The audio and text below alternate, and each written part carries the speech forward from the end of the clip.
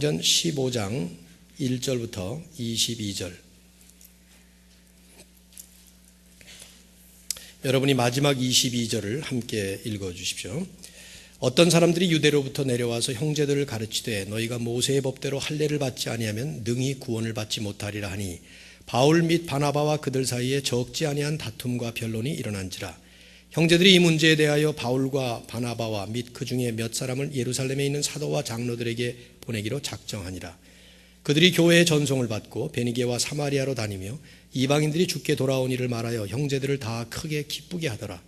예루살렘에 이르러 교회와 사도와 장로들에게 영접을 받고 하나님이 자기들과 함께 계셔 행하신 모든 일을 말하며 바리새파 중에 어떤 믿는 사람들이 일어나 말하되 이방인에게 할례를 행하고 모세의 율법을 지키라 명하는 것이 마땅하다 하니라.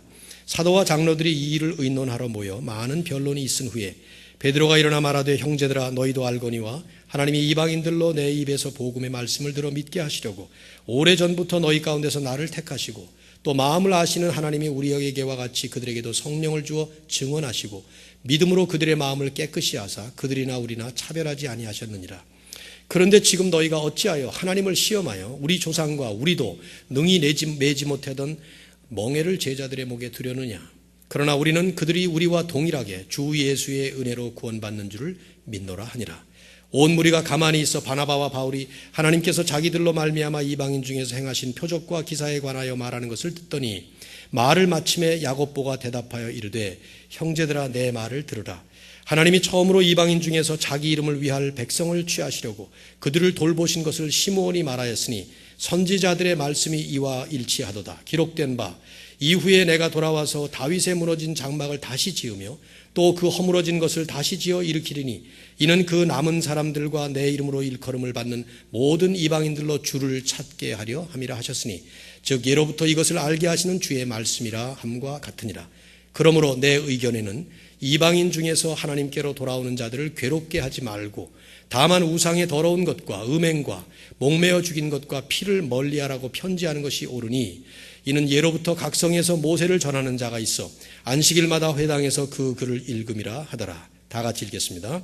이에 사도와 장로와 온 교회가 그 중에서 사람들을 택하여 바울과 바나바와 함께 안디옥으로 보내기를 결정하니 곧 형제 중에 인도자인 바사바라 하는 유다와 실라더라. 아멘.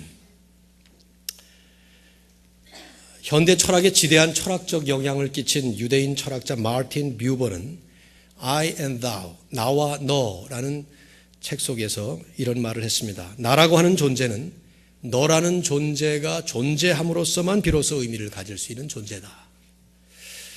즉 내 인생은 상대방과의 관계에서만 의미를 갖는다. 그런 뜻입니다.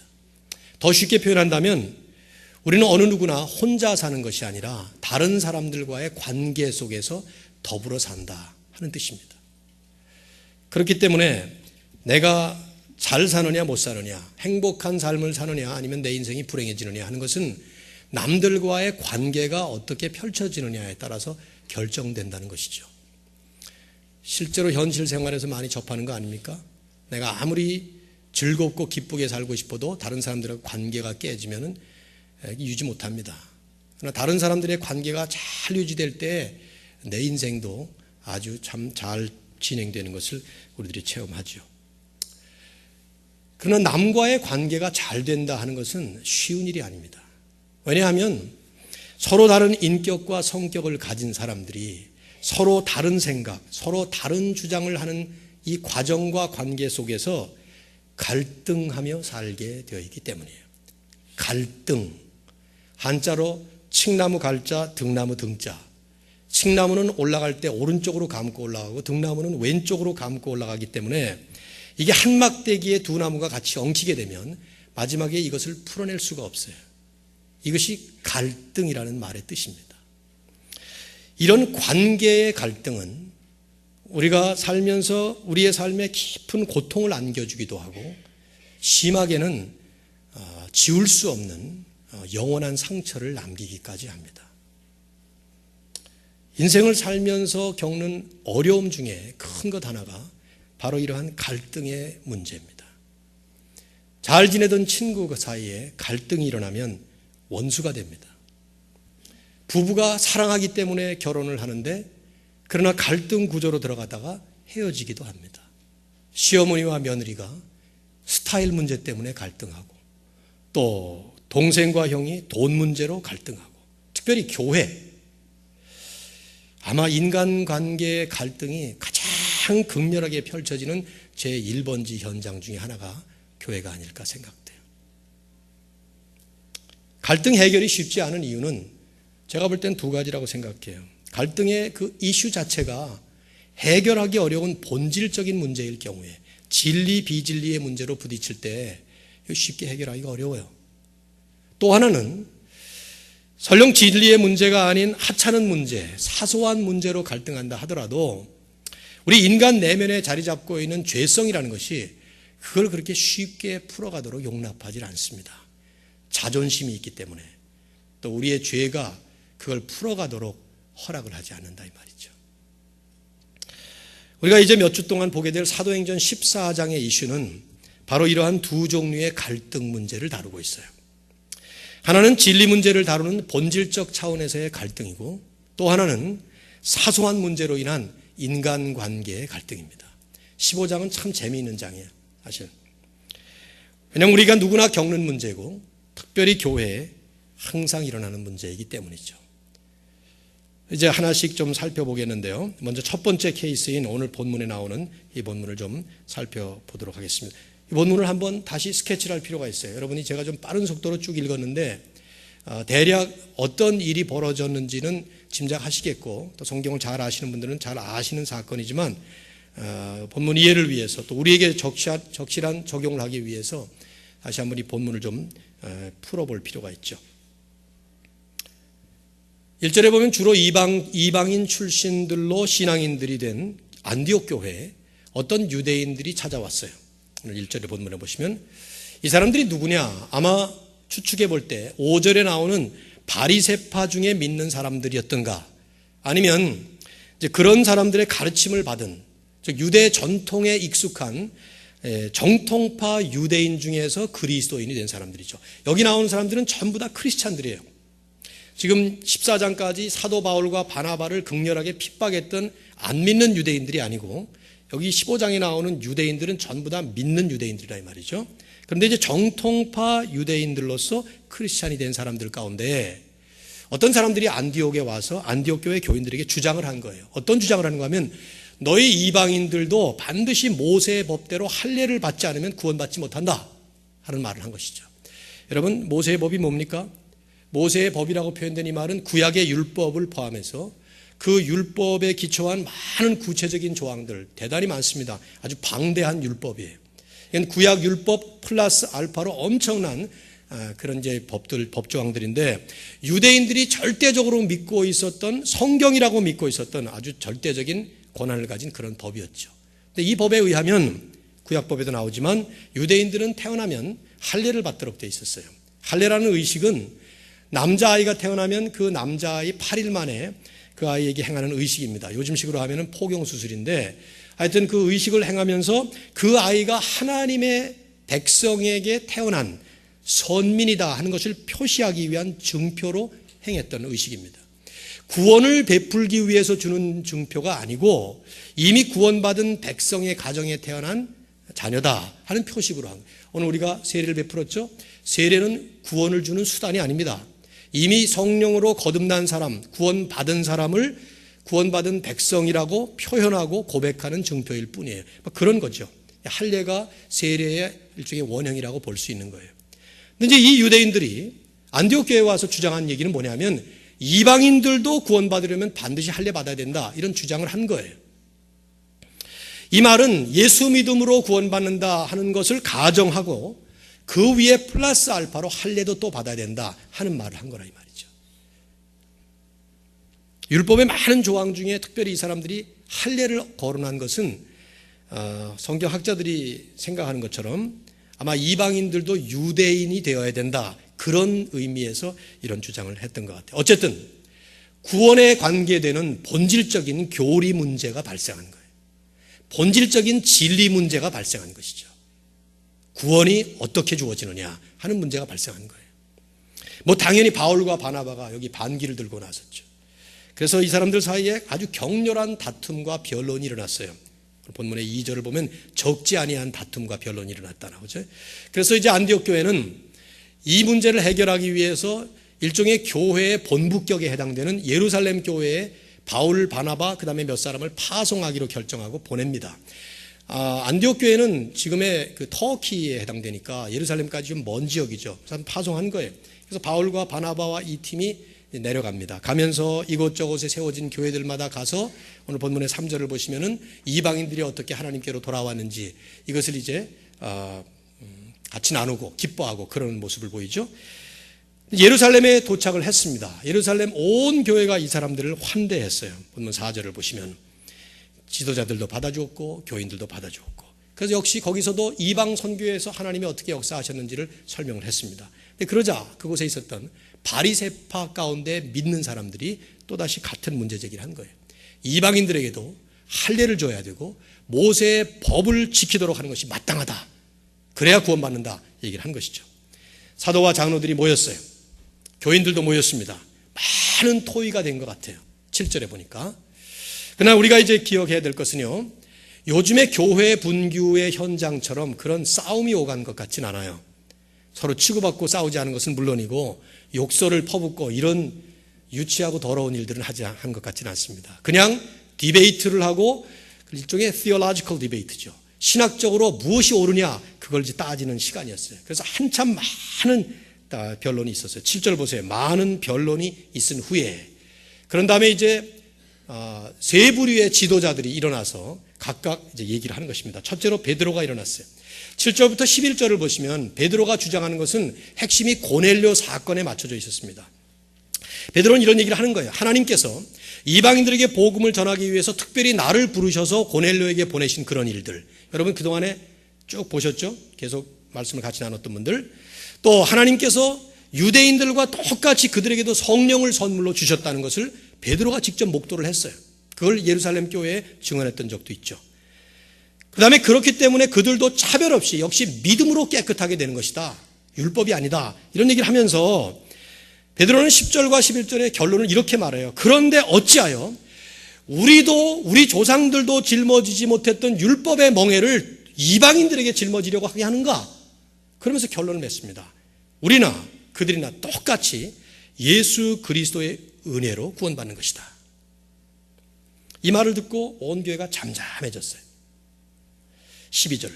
아마도 같은 유대인이었던 베드로가 이방인을 지지하는 발언을 했기 때문에 이런 주장을 하는 사람들이 잠잠해진 것 같아요. 어쨌든 우리가 주목할 부분 하나는요, 온 교회가 진지하게 올바른 문제, 본질적인 문제를 놓고 경청하고 있었다는 거예요.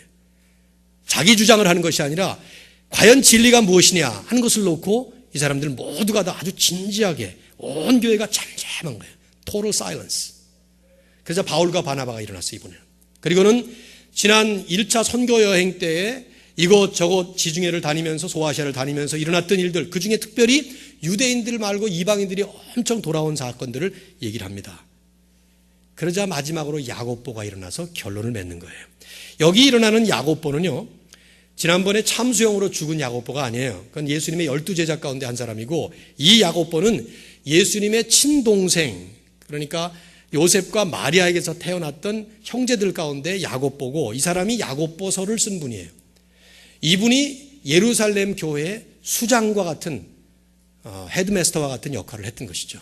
이분이 이제 일어나서 지도자로서 마치 총회장 같은 그런 입장에서 이 모든 것들을 이제 결론을 정리를 합니다. 14절 이하에 먼저 베드로의 말씀을 지지하는 얘기를 성경을 뒷받침을 해서 얘기를 합니다. 14절 15절 보세요.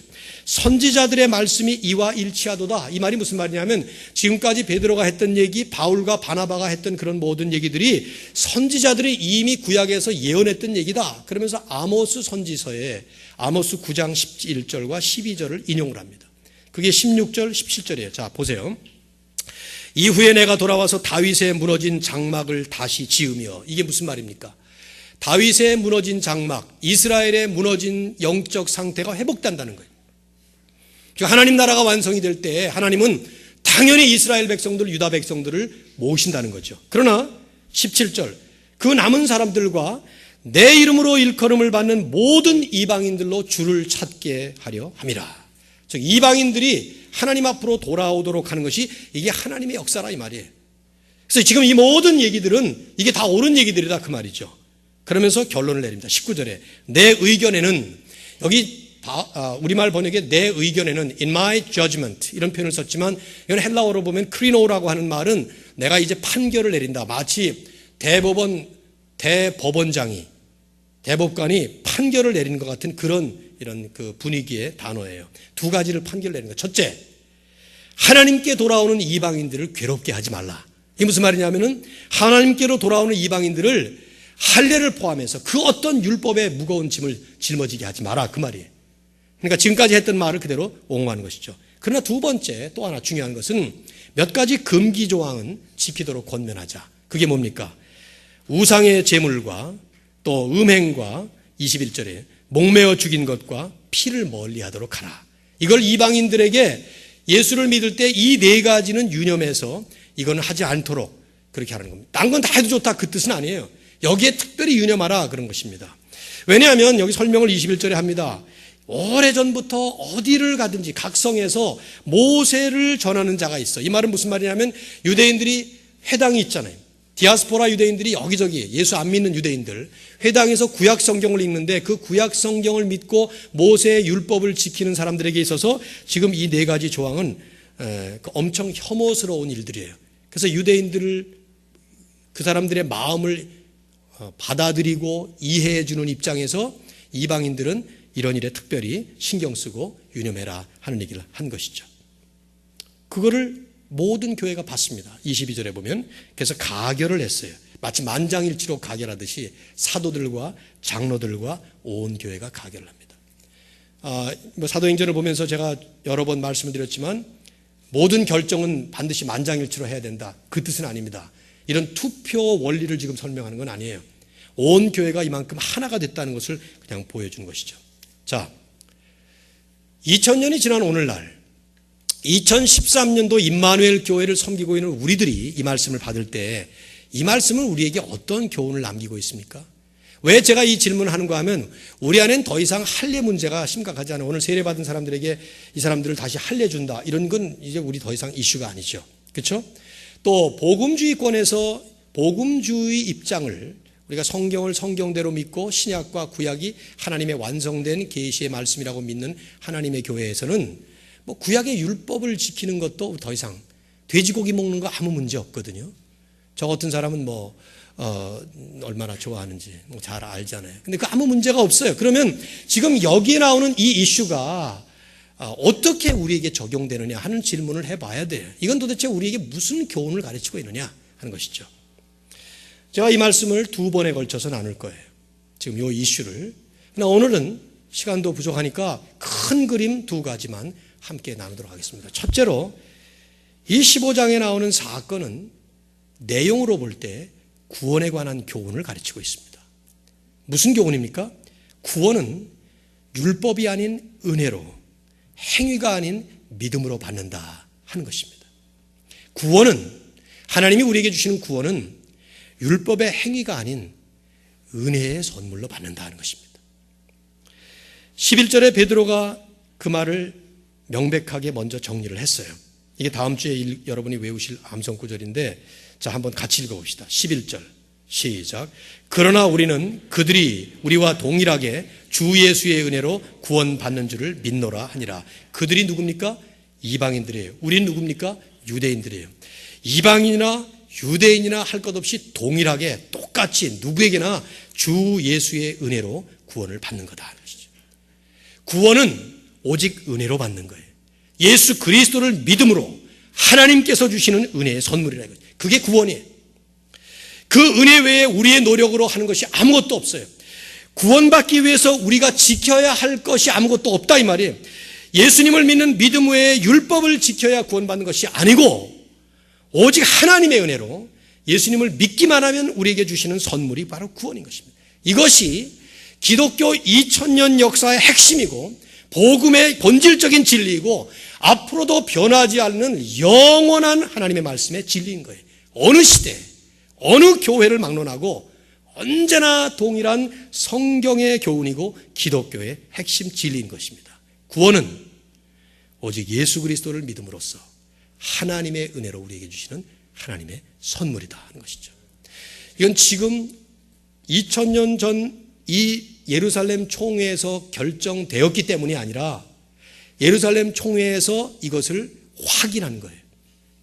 하마터면 이단이 들어올 뻔했고 하마터면 복음 외에 다른 것이 들어올 뻔했는데 이것이 완벽하게 아주 분명하고 확고하게 정리가 됐던 사건이죠. 이것이 2000년을 내려오면서 지금까지 변화없는 진리로 우리에게 주어진 것입니다. 구원은 어떻게 받아요? 율법이 아닌 은혜로 오직 믿음으로만, 행위가 아닌 믿음으로만 받는 것입니다. 자, 그런데 참 아이러니컬하게도 역사를 보면 교회 역사 2000년은 이 문제가 언제나 여러 가지 양상으로 도전을 받은 역사예요. 구원받는 문제에 있어서 예수 그리스도를 통한 하나님의 은혜 외에 뭔가 더 첨가해야 되는 첨가 사항이 항상 강조되어 왔어요. 이단은 말할 것도 없고 심지어는 정통파 기독교 흐름 속에서도 그게 있었다 이 말이죠. 예수 그리스도 외에 하나님의 은혜 외에 플러스 알파가 복음 플러스 알파, 은혜 플러스 알파, 믿음 플러스 알파라는 게 언제나 있었어요. 이 대표적인 교단 가운데 하나가 천주교라는 사실 아시나요? 여기 천주교 배경을 가지신 분들이 계시는지 모르겠어요.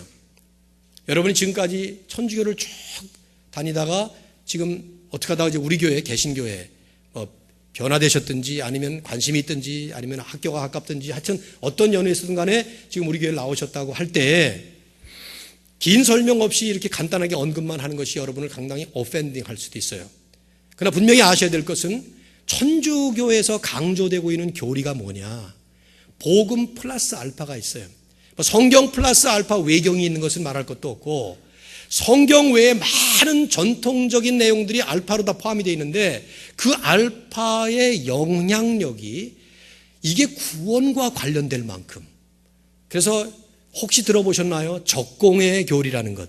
적공, 공로를 축적한다 이 말이에요. 적공, 쌓는다 이 말이지. 그래서 천주교에서 강조되는 것이 우리가 예수 믿으면 우리는 이제 완벽한 구원을 받았습니다. 영생은 지금부터 주어주신 축복입니다 하는 것이 아니고 죽어봐야 하는 거예요. 그래서 계속 착한 일을 해야 합니다.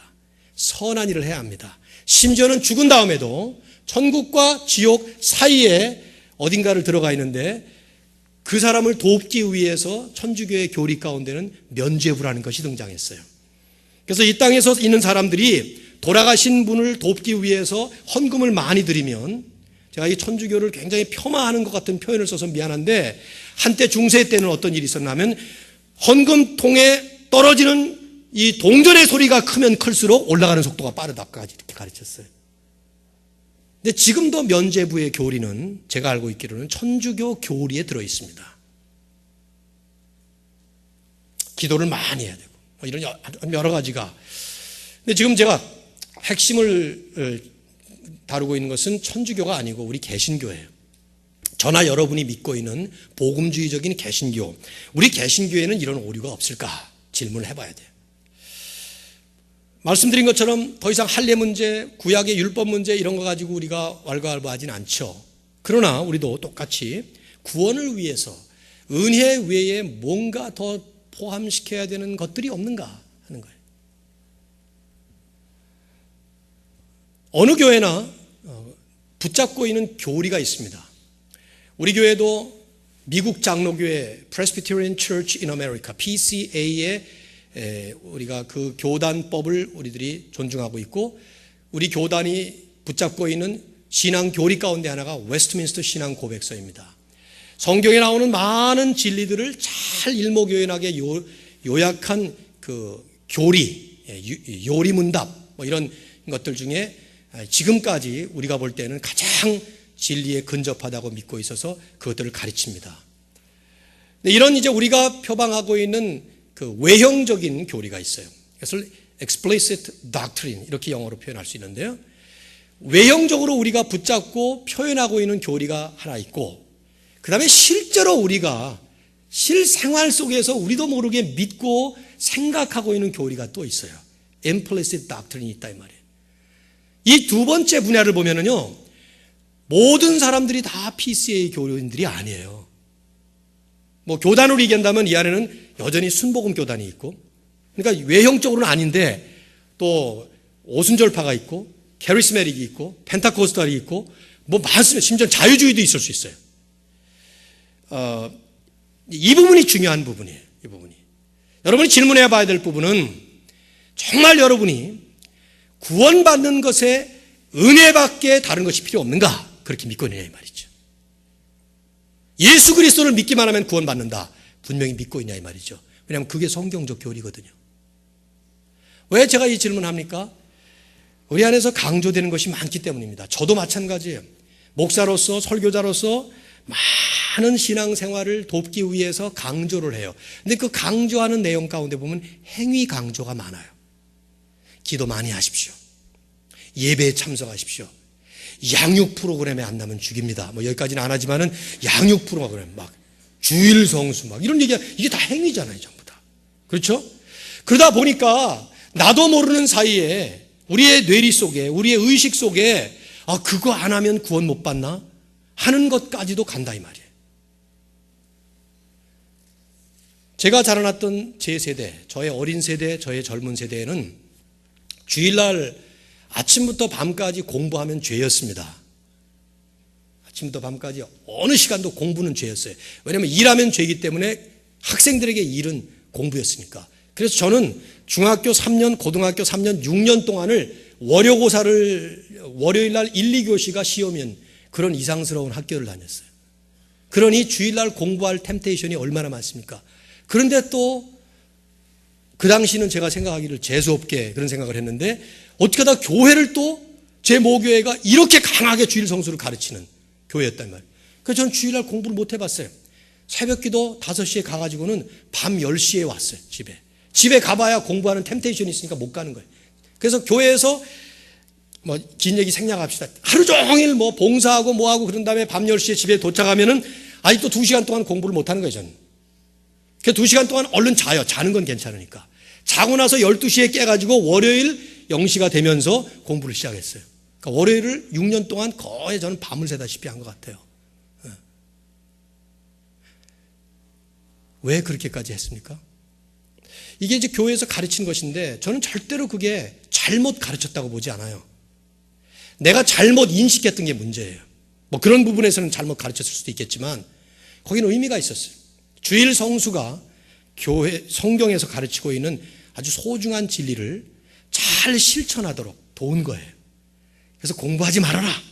예배드리고 성경 보고 저는 시험 치는 날도 월요일 날 시험 치는데 인천에 살았기 때문에 서울까지 가서 한 여관방을 빌려가지고 둘이서 같이 시험 치는데 다음 날이 잠이 옵니까? 그러니까 영어 성경을 읽었어요. 할 수 없이. 영어 공부 겸 성경 공부 겸 해가지고 읽었다 이 말이죠. 근데 이런 많은 행위 강조들이 자칫하면 우리에게 오늘 이 본문에 나오는 것과 같은 이 사건처럼 본질적인 부분을 자칫 잘못하다간 흐려놓을 가능성이 아주 큰 것이죠. 여러분 기억하십시오. 반드시 기억하셔야 됩니다. 이 모든 강조들은 구원의 조건들이 아닙니다. 오직 은혜로만 구원받습니다. 다만 이런 것이 강조되는 행위들, 이 여러 가지 행위들 강조들은요, 은혜로 구원받은 자로서 감사하기 때문에 자연스러운 삶으로 나오는 것이고, 더 나아가서 성숙을 향해서 가는 그리스도인의 당연한 경건 생활의 훈련으로서 자연스럽게 이루어지는 훈련이 되어야 되는 것입니다. 예를 들어서 설명을 해볼게요. 예니까 그 예가 전부를 다 표현하지는 않습니다. 그 한 부분을 설명하는 건데 이런 예를 들 수 있어요. 이제 제 아들이 되면, 제 딸이 되면 저희 집에 있는 것을 마음 놓고 즐길 수가 있습니다. 그렇죠? 왜냐하면 저희 집 아들, 딸이니까. 뭐 저희 집에 뭐 많은 건 없지만은 어쨌든 우리 집도 있고 뭐 냉장고도 있고 뭐 하여튼 뭐 이런 것들을 즐길 수가 있는 거예요. 마음대로. 우리 아들, 딸들은 이미 뭐 이제 시집장가 갔지만은 걔네들이 있을 동안에 지네들이 뭐 돈으로 보태준 거 없지만 아버지가 벌어오는 돈으로 사놓은 것들을 다 자기들 것처럼 즐긴 거예요. 이건 자녀의 축복이죠. 그렇죠? 근데 그래서 목사님의 자녀가 되려면 어떻게 돼야 됩니까? 저한테 와서 막 사정을 한다고 자녀가 되는 게 아니에요. 노력을 한다고 자녀가 되는 게 아니에요. 자녀는 내가 낳든지 내가 입양을 하든지 두 방법밖에 없어요. 우리가 하나님의 자녀가 되어서 하나님의 축복을 누릴 수 있는 방법은 내가 아무리 노력한다고 되는 게 아니에요. 하나님이 우리를 입양을 시키셔야 합니다. 성경에 그래서 입양교리가 있어요. 예수님만 진정한 아들이시고 우리는 전부 다 양자들이에요. 하나님께서 우리를 양자로 삼으신 거예요. 그래서 하나님이 우리를 양자로 삼아 주셔야 자녀가 되지, 자녀는 여러분 노력으로 못 되는 거예요. 그렇죠? 근데 일단 자녀가 되면 자녀에게 주어지는 마치 의무조항 같은 것들이 주어져요. 자녀답게 살아야 돼요. 개망나니처럼 살면 안 되는 거예요. 김태곤 목사님의 아들, 딸이 됐으면은 그답게 살아야 되는 법도가 있어요. 우리 집안에. 그걸 안 지키면 저한테 맞았습니다. 그런다고 자녀가 아닌 게 아니에요. 자녀권을 잃어버리는 게 아니에요. 그러나 내 자녀가 되었기 때문에 내 자녀로서 살아야 되는 그런 부분이 있기 때문에 하나님의 자녀가 되는 것은 우리 뜻으로 안 돼요. 우리 노력으로 안 됩니다. 아무리 노력해도 안 돼요. 하나님이 은혜로 우리에게 주시는 선물이에요. 그러나 일단 하나님의 자녀가 되고 나면 하나님의 자녀답게, 하나님의 아들답게 살기 위해서 하나님께서 요구하시지 않아도 우리가 저절로 해야 되는 성숙한 신앙인으로서 자라가는 이런 과정인 것이죠. 이 밸런스가 우리에게 필요한 것이죠. 사람이 의롭게 되는 것은 율법의 행위로 말미암음이 아니요 오직 예수 그리스도를 믿음으로 말미암는 줄을 안다. 사도 바울이 갈라디아 2장 16절에서 이 말씀을 또 합니다. 갈라디아서가 오늘 이 본문의 사건과 아주 직결되는 얘기예요. 왜 유대파 유대인들이 할례를 이렇게 강조하고 유대인들이 이방인들에게까지 모세 율법을 지키도록 그렇게 강요를 하려고 했을까? 이것은 제가 다음번 설교에서 말씀을 나누겠습니다. 함께. 그러나 오늘은 이 정도로다가 이 말씀을 나누고요. 또 한 가지 중요한 교훈이 또 하나 있어요. 이걸 나누지 않을 수가 없어요. 사도행전 전체의 흐름으로 볼 때, 이 사건 자체로 볼 때는 이것은 교회에 관한 교훈이에요. 무슨 교훈이냐? 하나님은 하나님의 교회를 보호하시고 지켜주신다 하는 것입니다. 교회 역사로 볼 때 사도행전 15장의 이 사건은 대단히 중요한 사건입니다. 신학자들이 이것을 다 동의를 하고 있죠. 하워드 마셜이라고 하는 신약학자는 이렇게 말을 했어요. 사도행전 15장은 구조적으로 structurally 또 신학적으로 theologically 사도행전의 중심을 이룬다. 28장, 28장에 해당되는 사도행전의 15번째 장에 나오는 걸로 볼 때도 구조적으로 가운데 있고 신학적으로 볼 때도 사도행전의 중심이라는 거예요. 헨첸이라고 하는 신학자는 이런 말을 했어요. 이 15장은 사도행전의 전환점이며 중심부이며 분수령이다. 지금까지의 모든 일을 마무리 짓고 정당화하는 사건이고 앞으로 있을 일들을 가능케 한 사건이었다. 이렇게 설명을 합니다. 존 스타트는 이 말들이 결코 과장이 아니다. 그렇게 동조를 하고요. 이게 무슨 말이냐면은 지금 이 사건 때문에 지금까지 사도행전의 역사가 이루어진 것이 마무리됐고 그 다음에 앞으로 진행될 사도행전 역사뿐만 아니라 교회 역사 전체를 계속해서 가능하도록 만든 절대절명의 중요한 사건이었던 거예요. 왜 그러냐? 오늘 본문 사건을 단순화시키면요, 유대인 교인들과 이방인 교인들 간의 갈등이었습니다. 내용적으로 보면 신학적인 본질적인 갈등이었지만 형식적으로 보면 인종적, 민족적 출신 간의 갈등이었어요. 그동안에 이미 사도행전은 교회 안에 이러한 갈등의 조짐을 여러 번 시사해 왔죠. 예루살렘에서 유대인들로 출발한 복음이 이제 땅끝을 향해서 확장되면서 이방 세계로 쫙 퍼져나갔어요. 그러면서 많은 부류의 사람들이 교회라고 하는 한 공동체 안으로 들어오면서 여러 가지 갈등이 생겨나기 시작한 거예요. 그 첫 번째가 사도행전 6장에 나오는 갈등이었죠. 여러분 한번 보지 않았어요? 예루살렘 교회가 폭발적으로 성장하면서 많은 구제 사역을 했습니다. 근데 그때 어떤 일이 벌어졌습니까? 행정착오로 헬라파 유대인 과부들이 구제 대상에서 빠지고 있었어요. 헬라파 유대인이라는 것은 히브리파 유대인과 구별되는 다른 종류의 유대인들이었어요. 이건 지금 이방인들이 아니에요. 같은 유대인들이에요. 그러나 팔레스타인 안에서 태어나서 유대 문화에 익숙하고 말도 아람 방언 유대 말을 쓰는 히브리파 유대인들이 있었고 그 당시 로마 문화권에서 이곳저곳에 쓰이고 있었던 헬라어, 그리거를 사용하면서 그릭 문화에 접해 있었던 디아스포라 유대인들, 그래서 헬라파 유대인들이 있었다 이 말이에요. 그 두 부류의 같은 유대인들이지만 유대인들이 함께 모인 예루살렘 교회 안에 어떻게 하다 보니까 히브리파 유대인 과부들만 구제를 받고 헬라파 유대인 과부들이 빠지고 있었다 이 말이에요. 이것이 급기야는 헬라파 유대인들 과부들만 아니라 전부에게 퍼져버렸어요. 그리고 그 일로 인해서 예루살렘 교회는 두 파로 쪼개질 뻔했죠. 히브리파와 헬라파로, 우리에게 쉽게 표현한다면 영남파와 호남파, 피안도파와 함경도파로 이렇게 갈라질 뻔한 거예요.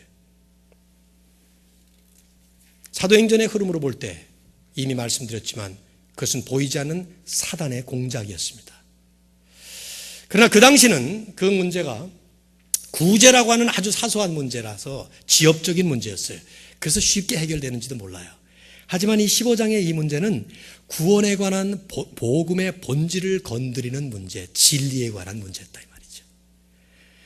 그래서 세계를 향해 뻗어나가야 될 이방인들의 대표 모범교회라고 볼 수 있는 안디옥 교회를 중심으로 하는 이방인 교회와 유대 그리스도인들로 구성되어 있었던 유대 교회라고 하는 이 두 개의 서로 다른 교회로 쪼개질, 붕괴될 절대절명의 위기에 놓였던 거예요.